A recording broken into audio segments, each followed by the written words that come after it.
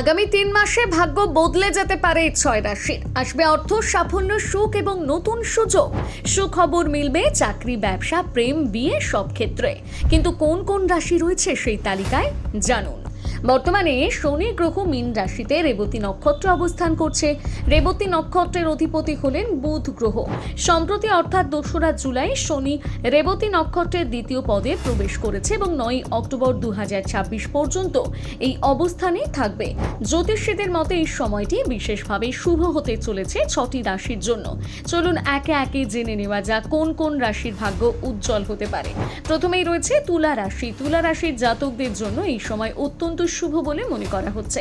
চাকরির ক্ষেত্রে নতুন সুযোগ আসতে পারে, পদোন্নতি কিংবা নতুন দায়িত্ব পাওয়ার সম্ভাবনা রয়েছে। ব্যবসায়ীদের জন্য সময়টি লাভজনক। যে কোনো কাজ এতদিন আটকে ছিল তা এবার সফল হওয়ার সম্ভাবনা। দ্বিতীয় রাশি মিথুন।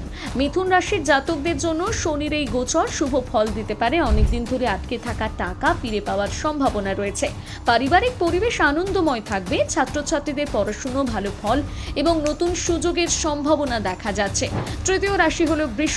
বৃষ রাশির জাতকদের জীবনে নতুন মানুষের আগমন হতে পারে। যারা অবিবাহিত তাদের জীবনে নতুন সম্পর্কের সূচনা হওয়ার সম্ভাবনা। এছাড়াও ধর্মীয় বা আধ্যাত্মিক বিষয়ে আগ্রহ বাড়াতে পারে, মানসিক শান্তি বাড়বে। এবার আসে কন্যা রাশিতে। কন্যা রাশির জাতকদের ব্যবসায় লাভের সম্ভাবনা রয়েছে। আয়ের নতুন উৎস তৈরি হতে পারে। দাম্পত্য জীবনের সম্পর্ক আরো মধুর হবে। শরীর ও মন থাকবে চাঙ্গা। নতুন পরিকল্পনা বাস্তবায়নের জন্য একটি ভালো সময় মনে করা হচ্ছে। পঞ্চম হলো কুম্ভ রাশি। কুম্ভ রাশির জাতকদের জন্য অর্থের আগমনের যোগ তৈরি হচ্ছে। হঠাৎ করে আর্থিক লাভের সম্ভাবনা রয়েছে।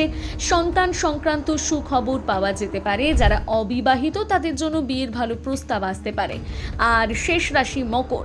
মকর রাশির জাতকদের জন্য সময়টি অত্যন্ত ইতিবাচক। অর্থনৈতিক অবস্থার উন্নতি হতে পারে। আয় বাড়ার সম্ভাবনা রয়েছে। অংশীদারত্বের ব্যবসায় লাভ হতে পারে। মানসিক চাপ কমে গিয়ে আত্মবিশ্বাস বাড়বে। তবে একটা বিষয়ে মনে রাখা জরুরি, জ্যোতিষশাস্ত্রের সম্ভাবনার কথা বলে। ব্যক্তির জন্ম ছক, দশা, অন্তর্দশা এবং অন্যান্য গ্রহের অবস্থানের ওপর ফলাফল ভিন্ন হতে পারে। তাই এই ধরনের ভবিষ্যৎবাণীকে নিশ্চিত ফল হিসেবে নয় বরং সম্ভাব্য জ্যোতিষীর ব্যাখ্যা হিসেবে দেখা উচিত। আপনার রাশি কি এই 6টির মধ্যে রয়েছে? জানাতে ভুলবেন না আপনার মতামত কমেন্ট করে।